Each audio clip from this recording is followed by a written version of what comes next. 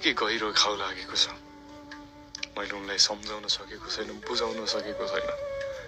जब त्यो भैँसीको पेटबाट निकालिएको यो बच्चाले मुटु ढकढक्यायो, तब म तिमी मेरो आमाको प्राण थियो।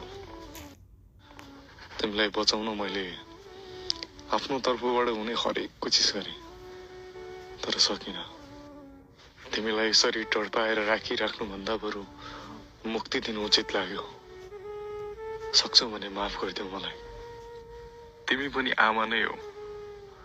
आँखा लागिमा दुवै आँखा गुमाउँदा, न खान सक्ने न पानी पिउन सक्ने अवस्थामा पुग्दा, शरीरको बाहिरी बनावट पुरै गुमाउँदा पनि तिमी बच्चाको लागि बाँचेको थियौ भन्ने कुरा छर्लङ्ग हुन्छ। दुश्मनी थियो होला त मसँग थियो होला, मेरो परिवारसँग थियो होला। बिचरी नादान यो बेजवान जनावरको के दोष? कृपया साथीभाइ, आफन्त, इष्टमित्र, मान सम्मानको लागि भनेर अपराधीलाई बचाउने प्रयास नगर्नुहोस्।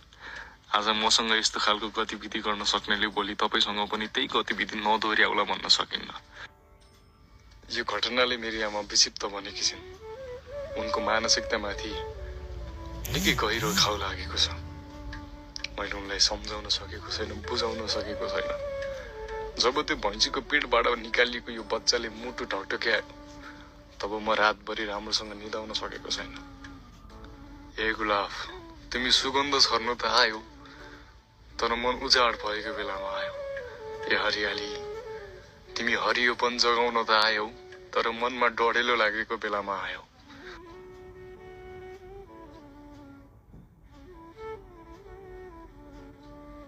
कुनै समय काली भनेर बोलाउँदा दौडेर नजिकाउने त्यो भैँसी आज आफ्नै आँखा अगाडि यसरी टाढा जाँदा मन सम्हाल्न सकिरहेको छैन।